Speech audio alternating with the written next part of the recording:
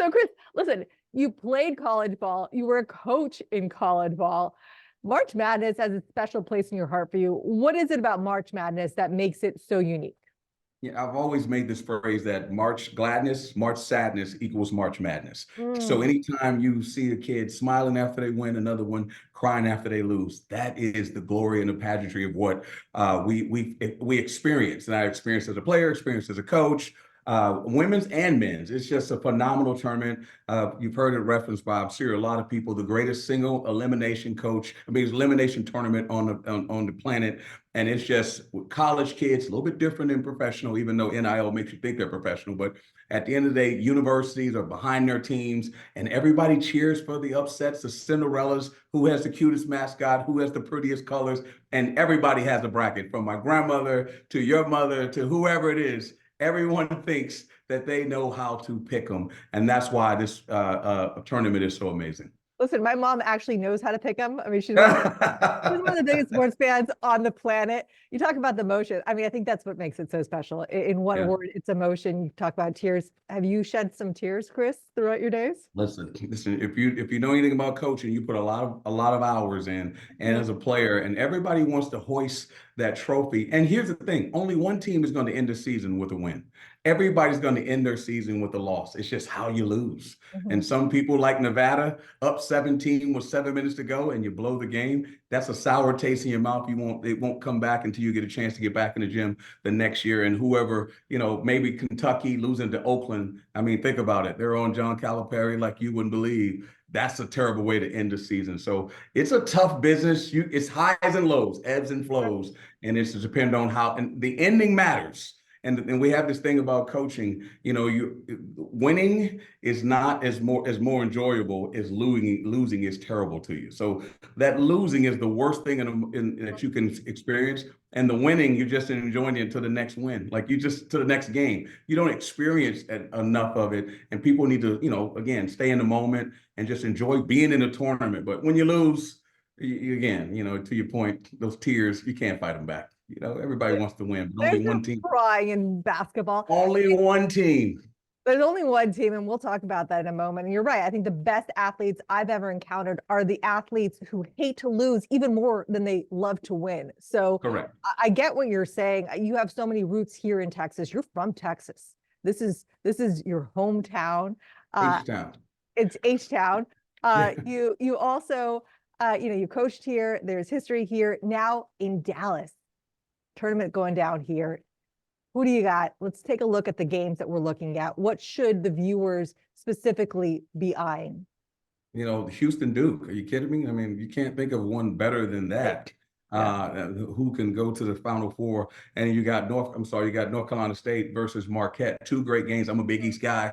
Love Shaka Smart. Shaka Smart was at the University of Texas, so I'm sure he'll have a little contingency there to support him. NC State, I know Kevin Keats, they won 5 games. They lost 4 games to end the season and won 5 games to get into the tournament. They won, I think, 7 games in 12 days. The last team to win 5 games in a row was UConn in 2011. I think they won in Houston with Kemba Walker, I believe he was on that team at that Yeah. point. So the University of Houston and Kelvin Sampson, I call him Unc. He's like your uncle at the barbecue. Okay. And he's that one guy that's super demanding. And I remember covering CBS maybe like 5, 6 years ago. And I remember going to Hofheinz. They still called it Hofheinz at that time. It was probably you, me, your mom, and a couple of cousins. That was the only people who came to the game. And now look at the Fertitta Center sold out. Final Four, Elite Eight. He has done a magnificent job there in the Big 12. People thought they moved up a weight class, wouldn't be good. They win the league.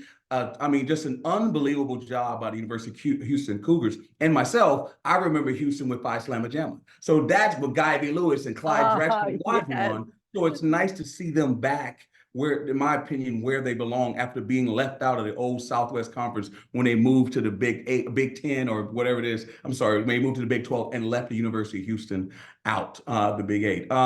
The other thing is Duke Blue Devils. You're talking So about a much standard of history. basketball. Yeah, So much so much history with that history, program. And that's no question. Winningest I coach. it's Yeah, coach. I immediately think Coach K, he will always be associated with that. I think I think we look at the game similarly in that it's always about the story, right? There's always yeah. something that we're looking for that makes you root for a team, unless you have specific allegiances like you're from Houston. So what is the best story of March Madness thus far, in your opinion? Right now, ooh, that's a tough one.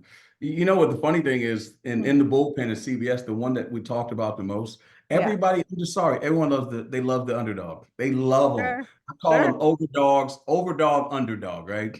And when the Kentucky, the overdog plays the underdog, and Jack Golke, who played Division two at Hillsdale, comes in and destroys Big Blue Nation to the point where he'll have commercials. And I think I had JJ Watt sending Oh, good. a video. Like, you Yeah, can't get any better than yeah. what this kid went through. And think about it. There's no way in his mind when he says, I'm Mhm. going to Oakland, he's going to have a chance to play against Kentucky, overwhelming favorite. People like myself pick him to win the Final Four. And JJ Watt, I think they're from Peacocky or Weecocky. I don't know if I'm saying it incorrectly, so forgive me if I am. Wisconsin, Mhm. sending him a video from London. I think he's in London or Paris, sending him a video and saying, hey, man, we're behind you, Jack. And that's just amazing. Those are the stories. Mhm. And one more story, Dalton Connect from the University of Sure. Tennessee. It, At Northern Colorado, started his career at junior college. Then he went to Northern Colorado, and now he's the player of the year in the SEC. There is no way you can write that. Rick Barnes didn't know it, and now look what they're doing. It's just those are amazing stories that you look at and be like, wow, that is so cool. Yeah, that's really, really cool. that's what I love about March Madness. So I know you've got a lot on your plate this weekend and a lot going on. So I know you You haven't didn't been give me out. your Final Four. Hold on. You didn't give Oh, me is your it? Final Four. Are you kidding me? I Yeah, was going I'm to gonna ask you turn the that. tables. Oh, You didn't give me your wait, Final Four. wait, you think this is how it works? This is not how it works. I've Listen, done a few interviews in my time. Who's your Final Four? That's what I want to I'm know. going to tell you who I have winning it. It's a Uh, shocker. It's the opposite of the underdog. You know where I'm going with this. I'm going to go with Don't say UConn. Connecticut. I'm going with Oh, UConn, and that is who I've got. This is someone, and I that they breed talent. That is what they are. It's hard to bet against UConn. I like a little underdog story, but I also like to win. So see, you know what? That's that New Yorker in you coming out right now. it That's the is. New Yorker in you I coming can't out. help it. It's in me. And Yep. you know what? I like the Texan in you as well. And so why don't you leave us? You got Houston. If you bet against Houston, My yeah, final four, let's hear it. I'm gonna have Houston coming out of the South, Okay. UConn obviously coming out of the East. I'm Mhm. gonna have North Carolina coming out of the West, I'm sorry. And I'm gonna have Tennessee because it's my favorite. Unfortunately, Purdue fans, I feel bad, coming Mhm. out of the Midwest. And I'll have Carolina playing Tennessee for the national championship. We're gonna keep it below the Mason-Dixon line. And we're gonna go Carolina, Tennessee, and I gotta go Rocky Top for the national championship. Rick Barnes, you're right there in Dallas. He was a head coach at the University of Texas for a very long time. I'm going with Rick. He finally gets over the mountaintop and the Rocky Top. They don't win in football, but they're gonna win it in basketball and win the national championship. You heard it here, Chris. We so Went out appreciate on a your limb, time. Yeah. not like you. I didn't chalk it. I went Listen, out on a limb. Sorry. listen, you know what? Would you put your money where your mouth is? Or is this because Listen, I if want to know someone's who your mom betting, it's picked a little because different, right? your mom's a guru. I want to know who your mom picked. I'll tell you offline. There you go. I'll tell you offline. My mom knows what's up. You see my Gotcha. mom like a flippant statement. My mom is out there with doing her homework. So, Chris, always a pleasure to chat with you. So Thank you. appreciate your Thanks for time. having me.